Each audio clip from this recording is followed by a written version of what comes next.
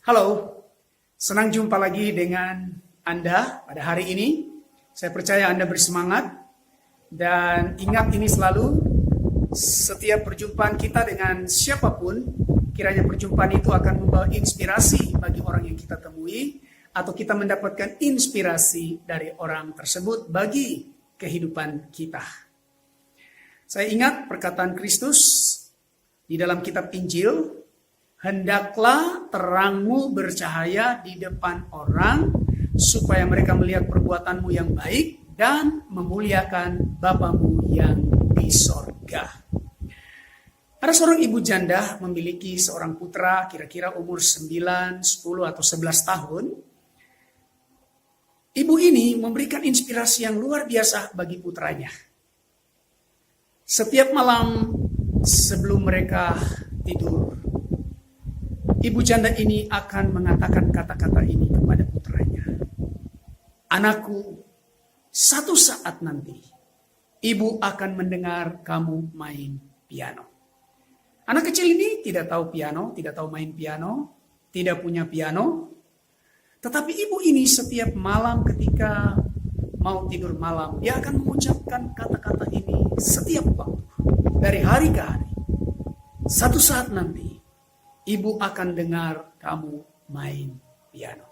Ketika besok harinya bangun dari tidur, dia akan mengucapkan kata-kata yang sama lagi. Anakku, satu saat nanti, ibu akan mendengar kamu main piano. Anak ini sekali lagi tidak tahu main piano dan tidak punya piano. Tetapi kata-kata ini selalu diulang dan diulang dan diulang oleh ibu ini. Lalu satu kali, ada sebuah selebaran yang tiba-tiba saja dibawa datang ke rumah dari ibu janda ini. Ketika ibu janda ini mengambil selebaran ini dan memberikan kepada anaknya, anaknya melonjak kegirangan. Dia katakan, Mama, saya akan main piano. Karena ini adalah selebaran. Ada sebuah tempat les di mana orang dapat belajar main piano di sana. Itu tempat les piano. Lalu ibunya berkata dengan kata-kata yang sama lagi. Anakku, satu saat nanti ibu akan mendengar kamu main piano. Lalu anak ini pergi mendaftar di tempat les piano sebagaimana yang tertulis di brosur tersebut. Dan ketika dia pertama kali datang di situ dan bertemu dengan seorang ibu yang menerima murid-murid yang datang mendaftar. Ketika dia bertemu dengan anak muda ini, anak remaja ini. Dia bertanya kepada anak remaja ini, kenapa kamu ingin belajar main piano? Anak ini mengutip kata-kata ibunya. Ibuku berkata, satu saat nanti aku akan main piano. Ibuku akan mendengar, aku akan main piano. Baik, ibu ini menerima, dari tempat les ini menerima anak ini, dan sebelum mulai belajar harus tes dulu solmisasi. Lalu duduk dekat, ibu ini kemudian duduk dekat piano, kemudian menekan tuts piano, dan anak itu mulai disuruh melafalkan not atau solmisasi satu oktav. Ibu ini katakan, kita coba satu oktav. Do, re, mi, fa, sol, la, si, do. Anak ini, do, re, mi, fa. Kok nilainya sama semua? Ibu ini sekali lagi bertanya kepada anak ini. Mengapa kamu ingin belajar main piano? Anak ini berkata, ibuku berkata, satu saat nanti dia akan mendengar aku main piano. Akhirnya diterima karena di brosur dikatakan siapapun yang datang pasti akan diterima. Anak ini diterima dan kemudian belajar dalam satu level bersama dengan teman-temannya. Ketika tiba di mana teman-temannya naik level, anak ini nggak bisa naik level karena masih belajar solmisasi. Teman-temannya sudah pada level yang kedua, dia masih di level 1. Teman-temannya sudah pada level yang ketiga, dia masih di level 1. Akhirnya ibu guru ini berpikir, kapan anak ini bosan, jenuh, dan meninggalkan tempat belajar ini?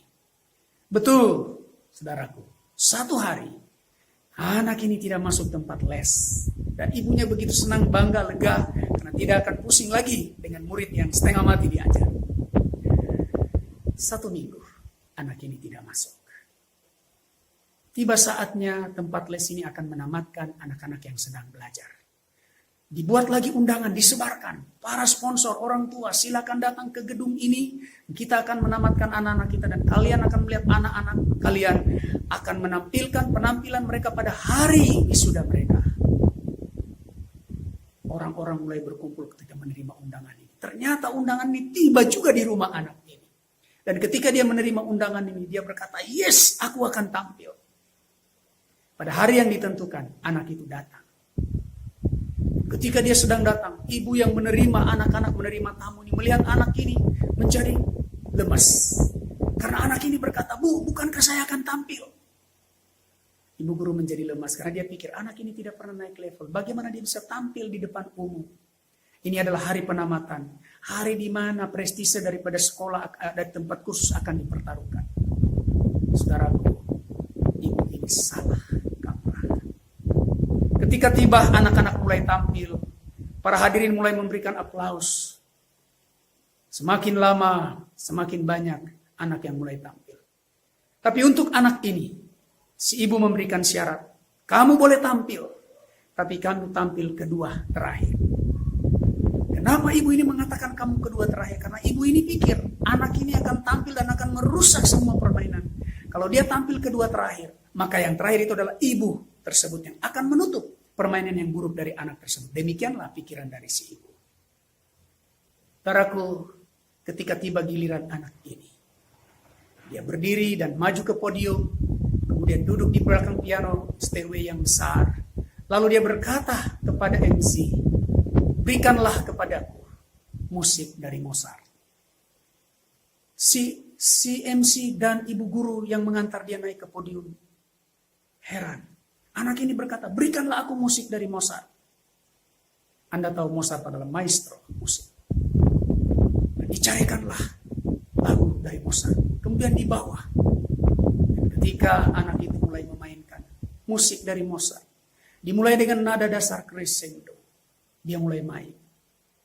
Semua hadirin berpikir, inilah siswa yang paling pintar. Gurunya menjadi semakin heran. Bagaimana caranya anak ini bisa bermain dengan sangat hebat. Sampai permainan selesai, ruangan menjadi sunyi sepi. Karena semua orang kagum dengan anak ini. Si guru mendekati anak tersebut dan bertanya, anakku, kita tidak pernah belajar musiknya Mozart. Mengapa kamu bisa memainkan musik dari Mozart? Anak ini berkata, ibuku berkata, satu saat nanti dia akan mendengar aku main piano. Ibu, 1 minggu ini saya tidak masuk di tempat kursus. Oleh karena aku sedang menemani ibuku di hari terakhir dari kehidupannya. Tahukah ibu, bahwa ibuku adalah seorang yang tuli. Sejak lahir dia adalah seorang yang tuli. Tetapi dia selalu berkata kepadaku, satu saat nanti ibu akan mendengar kamu main piano. Jadi apa yang aku mainkan adalah apa yang aku lakukan waktu aku menemani ibuku di hari terakhir hidupnya. Jadi aku main piano ini bukan supaya kalian tepuk tangan, bukan supaya saya disanjung. Tetapi aku tahu ibu telah ada di surga dan telinganya terbuka dan dia mendengar saya main piano.